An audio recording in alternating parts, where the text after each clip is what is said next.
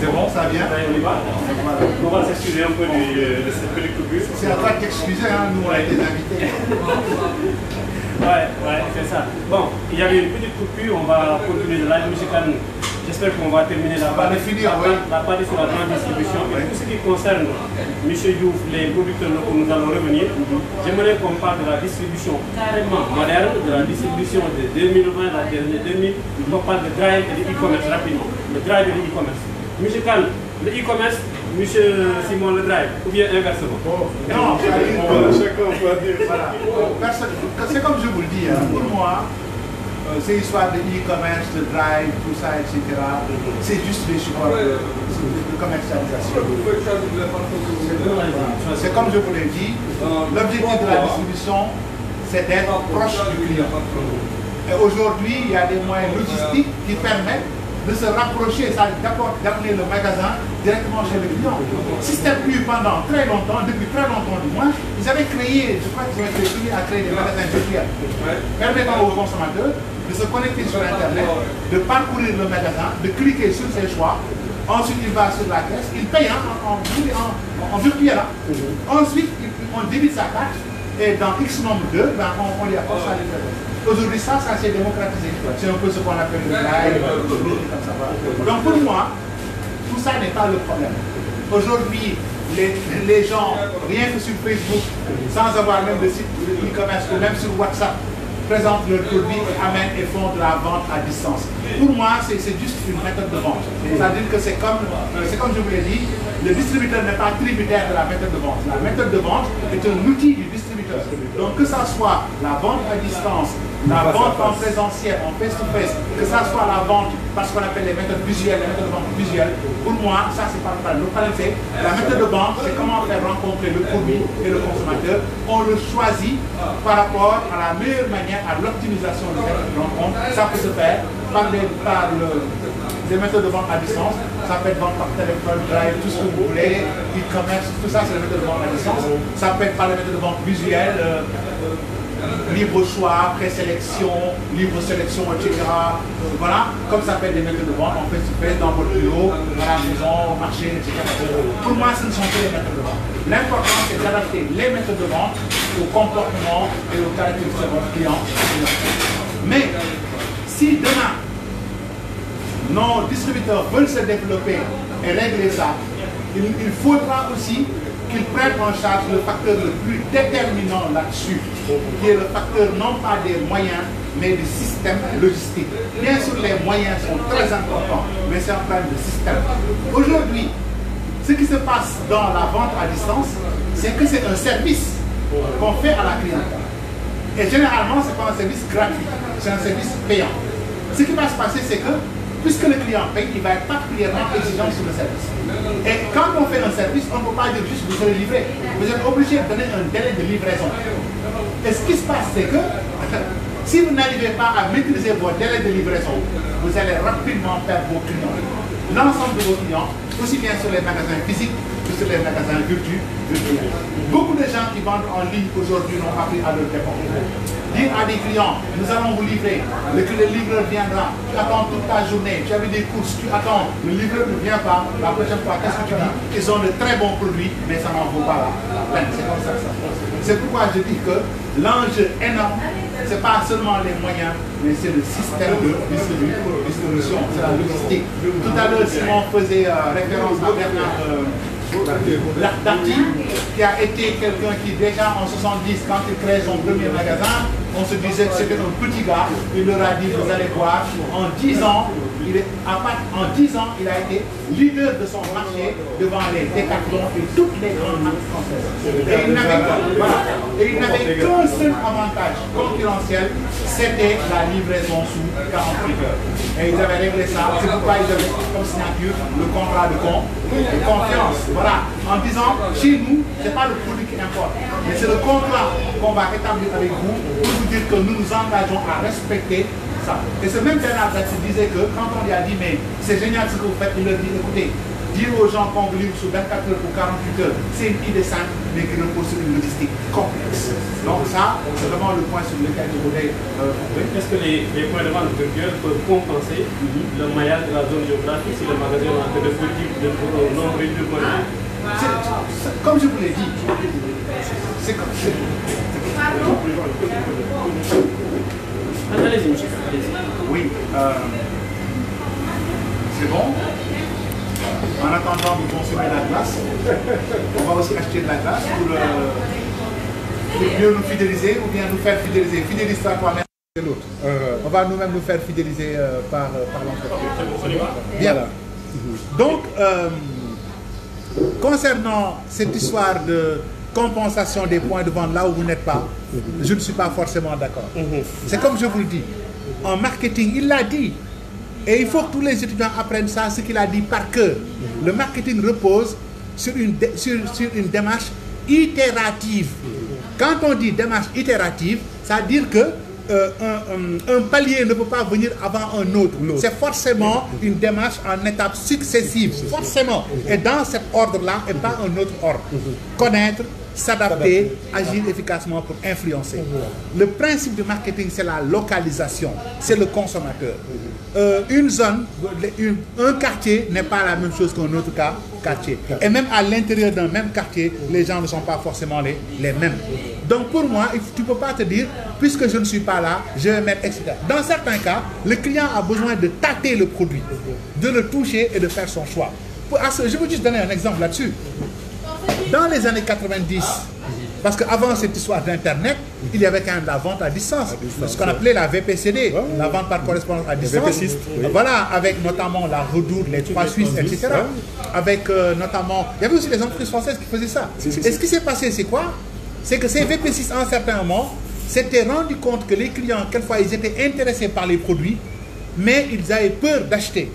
Parce qu'ils étaient conscients du fait que quand vous présentez un catalogue avec un costume, par exemple, mais c'est un mannequin qui le porte. Est-ce que ce sera aussi bien sur moi? Les conditions de photographie, est-ce que ça donne vraiment la vraie couleur, etc.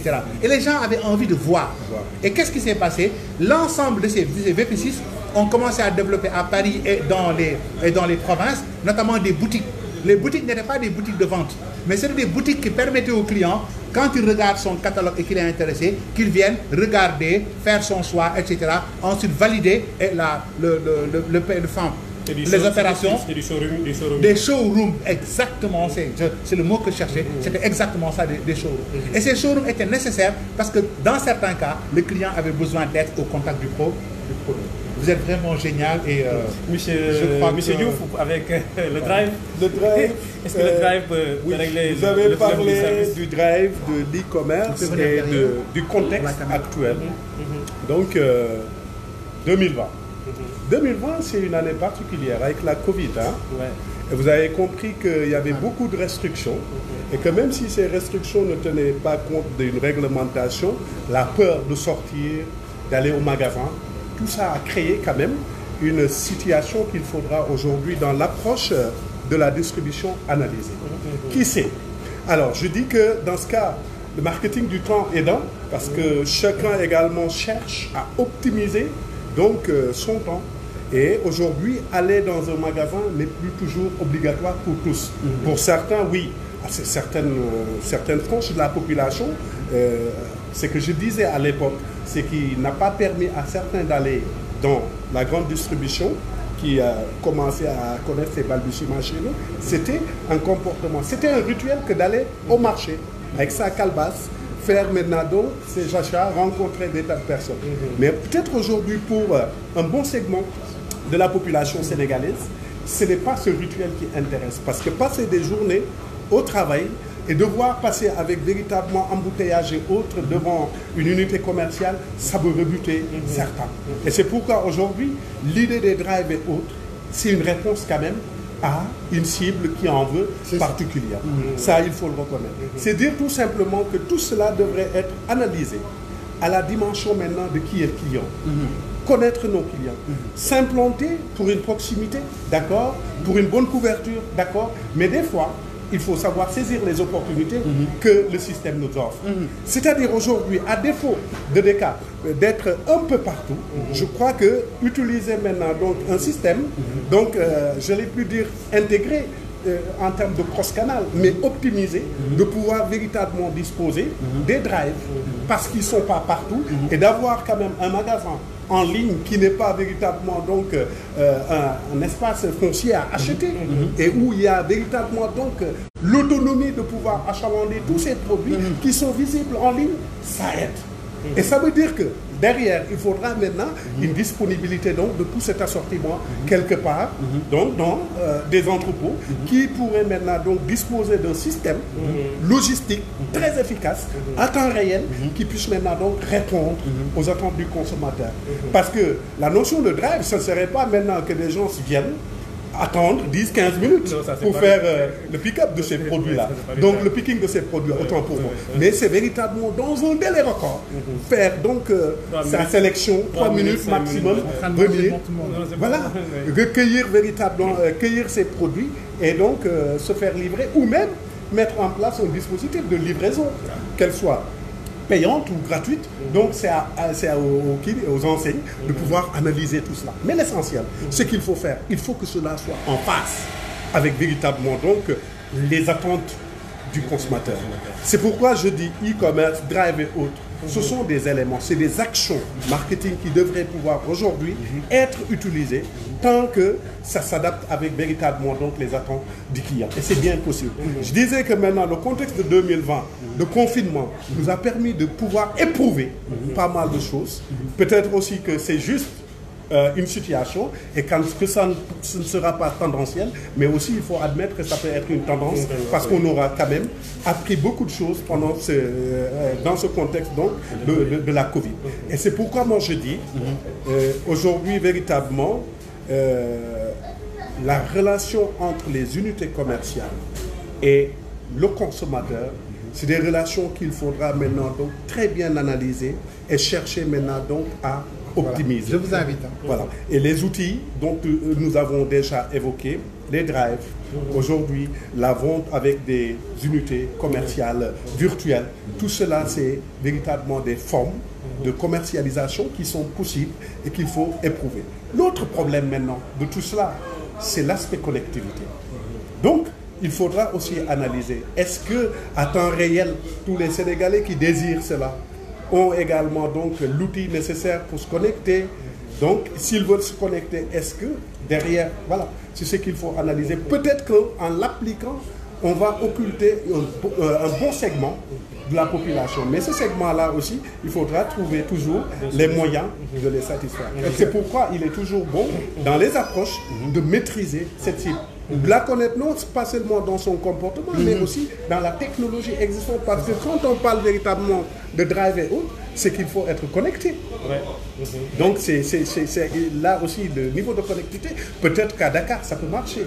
Mais il ne faudrait pas que dans notre approche, qu'on raisonne seulement qu'au niveau de Dakar. Je crois que la grande distribution devrait pouvoir, ou bien la distribution moderne, pour ne pas dire la grande distribution, devrait pouvoir aussi servir les zones les plus reculées du Sénégal. Voilà, mais l'enjeu maintenant donc est ailleurs. Alors est-ce que les entreprises vont venir s'installer dans un petit village pour maintenant donc mettre en pratique certains aspects? Il faudrait également qu'ils arrivent avec... Voilà. Bon, alors, donc pour terminer... Donc la solution c'est l'omnicanal. Oui, je suis pour l'omnicanal, tant que c'est possible. Okay. Voilà. Je voulais juste peut-être sur ce point. Moi, je n'aime pas le terme multicanal, je préfère l'omnicanal. L'omnicanal, non. Le multicanal, les canaux existent, mais ils ne sont pas interdépendants. C'est ça. Alors que l'omnicanal, vraiment, il n'y a non seulement pas l'intégration, mais l'optimisation de cette intégration. Très bien. Voilà. Non, je suis parfaitement en phase. Je voulais juste quand même dire que parce qu'il y a des gens qui nous écoutent qui pensent que c'est génial et tout. Il faut comprendre que, comme M. Simon l'a dit, il faut partir du consommateur. Et il faut partir des variables culturelles. N'oubliez pas que la nation aujourd'hui qui inspire le monde occidental et ses affiliés comme nous, c'est les États-Unis. Je le dis tout le temps, c'est un pays sans culture. Alors que nous, non, c'est la réalité, c'est le melting pot. Alors que nous sommes des nations avec un très fort ancrage culturel. C'est pourquoi les changements qu'on veut chez nous rencontrent beaucoup de résistance. Alors que chez eux, ça marche plus facilement. Ils sont beaucoup plus ouverts au changement. La réalité est que les Sénégalais, généralement, aiment souvent passer d'un extrême à un autre. C'est sur ce point-là que je veux sensibiliser. Vous savez, quelqu'un s'est dit, on fait du tout, e-commerce, e-drive, tout ce que vous voulez, Internet. Il s'appelle Amazon. Amazon a leadé le marché rapidement. Mais qu'est-ce qui s'est passé? Ses concurrents ont commencé eux aussi à développer ça. Et Amazon s'est dit, Amazon a fait des études et Amazon a compris que l'être humain reste un être humain qui a besoin de contacts sociaux. Donc c'est important de rétablir les contacts sociaux. Pourquoi? Parce que ça fait partie justement de comment on appelle, des facteurs, ce qu'on appelle des facteurs psychosociologiques. C'est-à-dire le fait de se dire, aujourd'hui on va en famille faire des courses. Je ne sais pas si vous m'avez bien compris. Donc ça devient un élément culturel. Un élément donc notamment, ce qu'on appelle un rituel, notamment de l'individu, qui est un être humain. Le fait d'aller avec les enfants qui prennent des bonbons, etc. et tout, si vous leur enlevez ça, ça pose un problème. Donc, il faut prendre en compte quelquefois le fait que les gens ont besoin d'aller vers ce contact. Ça, c'est un premier point. Le deuxième point, qui est très important, c'est de comprendre que quand vous ne faites que du drive ou de l'e-commerce, vous perdez aussi. Pourquoi vous perdez? Parce que justement, l'un des avantages de la vente en libre service, c'est d'amener le client. C'est comme amener un gosse dans un magasin de jouets et de lui dire prends ce que tu veux. Justement, donc ce qui fait que en général le consommateur quand il vient il ne résiste pas, il prend n'importe quoi et il paye. Alors que si vous lui dites choisissez vous-même, il va y aller de manière raisonnée. Ce qui fait qu'il ne va pas succomber à sa tentation et ça fait un manque à gagner. Donc ça c'est deux points sur lesquels je voudrais qu'on fasse attention et toujours dire que quand vous voulez faire un job, une entreprise, vous développez, partez toujours sur de l'expertise. Allez demander de l'expertise. Quand vous voulez faire une étude de marché, ne vous dites pas j'ai fait 15 ans ou 50 ans dans la distribution. C'est obligatoire. Parce que sinon vous devenez juste un presbyte. Allez demander à des experts. Les organisations internationales, les entreprises qui cherchent des experts comme nous, c'est des entreprises dans lesquelles les directeurs sont aussi qualifiés ou plus qualifiés que nous. Mais pourtant, ils nous demandent de venir travailler pour eux. Pourquoi? Ils ont besoin d'un autre œil, ils ont besoin d'un autre regard, ils ont besoin de confronter autre chose pour prendre leurs décisions. Une entreprise, plus elle grandit, plus elle achète de l'expertise, plus elle se fait accompagner, plus elle forme ses collaborateurs. Beaucoup de gens croient que c'est des coups de plaisanterie, ou se disent que c'est des postes de budget où on peut se faire un peu de thunes, ou bien c'est des formations pour aller nous amuser à Saly. Ça n'a absolument rien à voir. C'est des éléments d'investissement qui sont d'une importance capitale. Je voudrais juste renforcer cet aspect de l'étude qui est toujours très important. Parce que vous avez vu, la culture, elle est très déterminante dans tout ce que nous faisons. Les gens croient que, oui, on est autonome dans la prise de décision et très souvent, il y a beaucoup de facteurs qui influencent la décision du consommateur. Je me rappelle bien, au passage, je fais un gros coucou à un de mes profs qui est passé là, un jour, Saloum Dia, qui a coaché la femme Wayemba, qui produisait du bon lait. Mais qui s'est cassé la dent dans la distribution de ce bon lait avec vraiment la vente sous la marque de Wayemba. Donc dans la compréhension de la cible, le terme BAM dedans a fait que, bon, ils n'avaient pas confiance au produit. Ce n'était pas parce que le produit n'était pas bon, ils avaient déjà mis en place un dispositif de cantine qui avait véritablement ouvert, mais véritablement, le terme Wayemba a fait que tout cela a échoué. C'est dire tout simplement que tout ce que nous devons faire devrait être maintenant donc réalisé sur la base d'études solides et de tests de tous les concepts, tests de marché, tests de produits, tests également de la marque avec laquelle on va vendre. C'est dire tout simplement aussi que tout passe par le client. Il faudrait mettre le client au cœur de tous les dispositifs.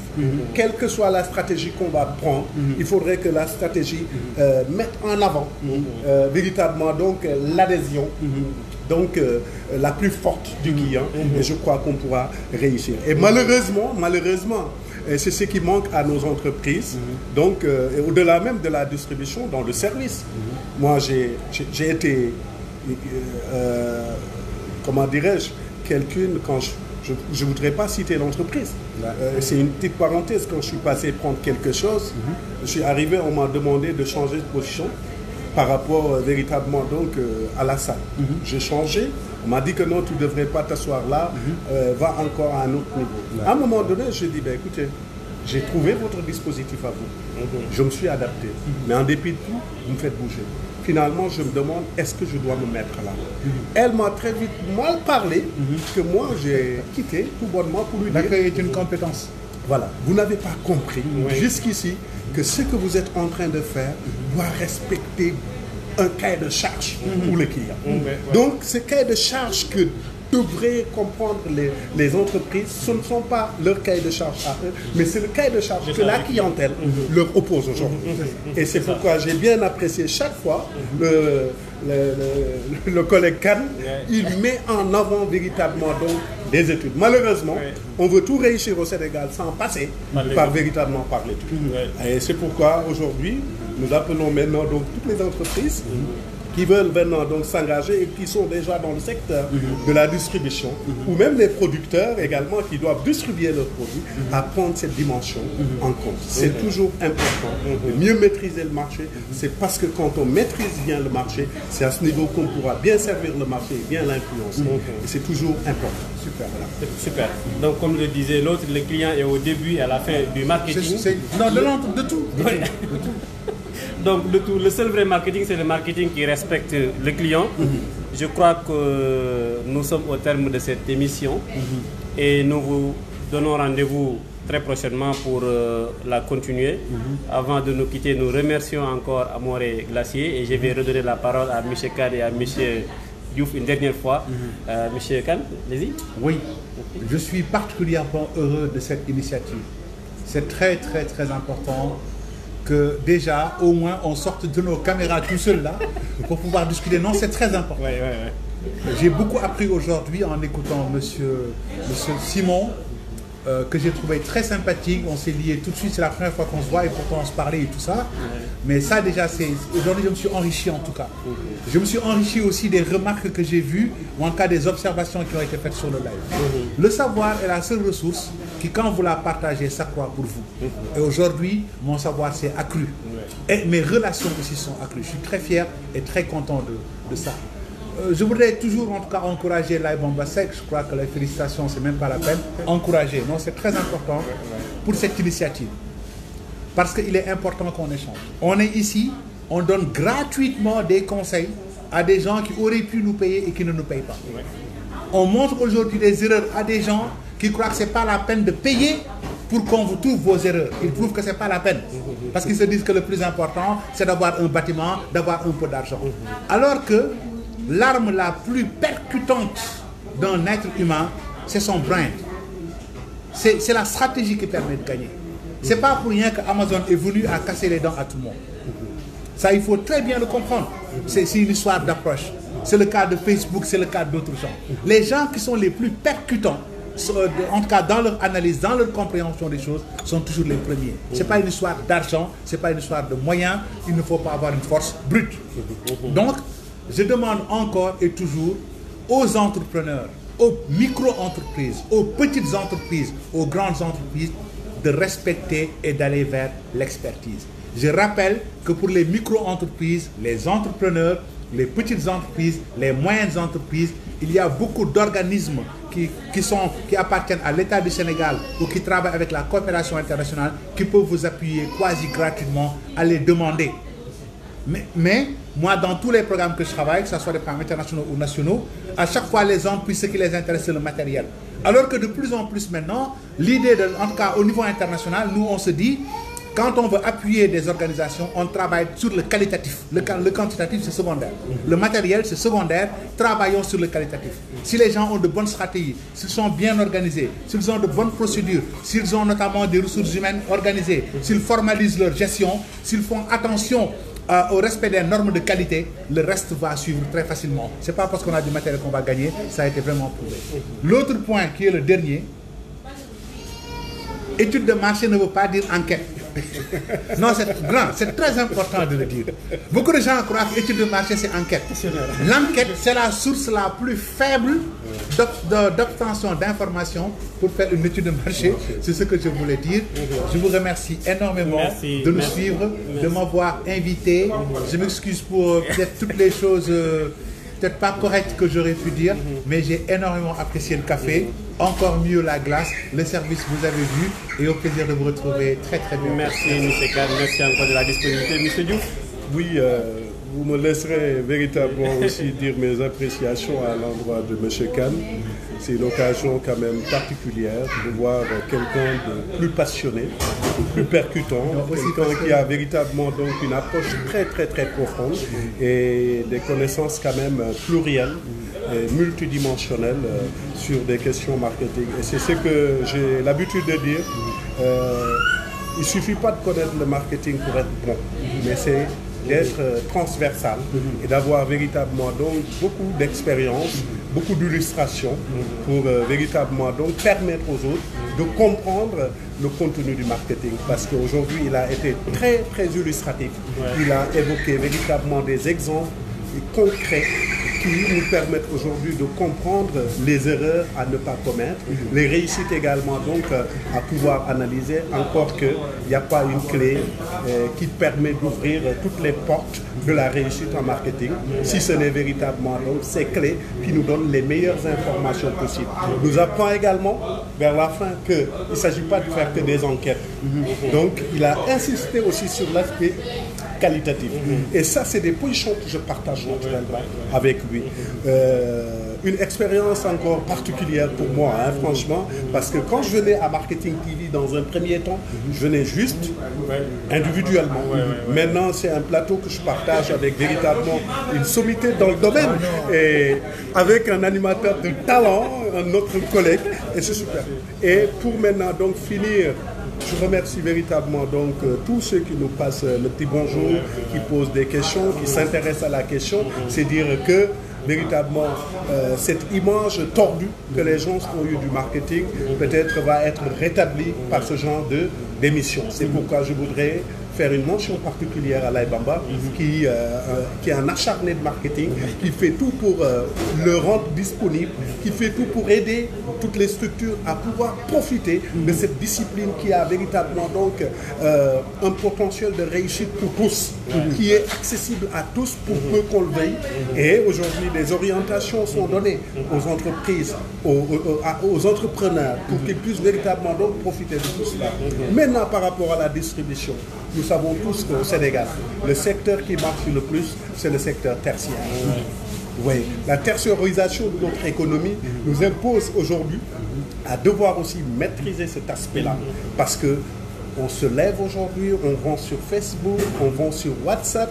Là où je suis, je fais un clin d'œil à Grand Théo qui me fait un WhatsApp pour me dire, écoutez, vous avez besoin de vos paniers de légumes, donc avec une série de produits, des quantités, des prix, avec une livraison, tout cela. Donc je crois que ces gens aussi, pour grandir, pour développer leur activité, ont besoin de nos conseils. Donc ce que nous sommes en train d'aborder aujourd'hui, ce ne sont pas véritablement donc des questions qui n'ont pas de sens, mais c'est de la réalité que la majorité des Sénégalais. Qui d'entre nous n'a pas vendu? Qui d'entre nous n'a pas distribué un produit? Comment l'a-t-il fait? A-t-il connu un succès? Veut-il également aller de l'avant? Il faudra dans ce cas maintenant donc tenir compte de tous ces aspects qui sont aujourd'hui importants pour les entreprises, pour nous-mêmes, pour qu'on puisse véritablement donc réussir tout ce que nous entreprenons. En tout cas, bravo à tous. Et c'est une expérience encore une fois de plus que j'ai bien aimée. Et je crois que je reviendrai pour la deuxième partie, parce que jusqu'ici on parlait maintenant donc de la distribution, donc des distributeurs. Mais il nous faudra aussi revenir, même si on on en a déjà parlé, donc par prime, sur la distribution maintenant donc, des producteurs et les différentes stratégies qu'ils doivent mettre en place pour mieux réaliser donc, la distribution de leurs produits, surtout sur le plan local. Voilà. Merci beaucoup. Merci à vous qui nous suivez, merci à M. Kane, merci à M. Diouf. Donc c'est le premier numéro des grands débats de marketing TV Monde. Le samedi prochain, nous avons un autre débat avec nos amis de la logistique pour continuer sur la même lancée. En tout cas, nous sommes à votre écoute. Nous allons prendre en compte vos besoins, comme ils l'ont dit, parce qu'il faut quand même qu'on prenne en compte les besoins du consommateur. Sachez que maintenant, les grands débats ont repris et désormais, chaque jeudi ou chaque samedi, nous allons essayer de faire de grands débats. N'hésitez pas à nous proposer des thèmes. N'hésitez pas également à nous proposer des intervenants, pourquoi pas, M. Kane. Donc nous vous donnons rendez-vous samedi, Inch'Allah. Merci et à très bientôt sur Marketing TV Monde. Bonsoir. Merci. Bonjour. Merci. Voilà, merci. Je suis très heureux. Non, on ne va pas se donner la main. Déjà, voilà. Mais je suis très très heureux, très content. Merci. Merci à M. Diaby, merci à vous qui nous suivez. Sacré, Nedaska, vous êtes nombreux à nous suivre. Merci beaucoup, M. Thiaré qui nous suit. Merci. Allez, ciao, merci. On va consommer la glace? Oui, la glace, je dis pas non. Voilà, bon appétit. Voilà, j'espère que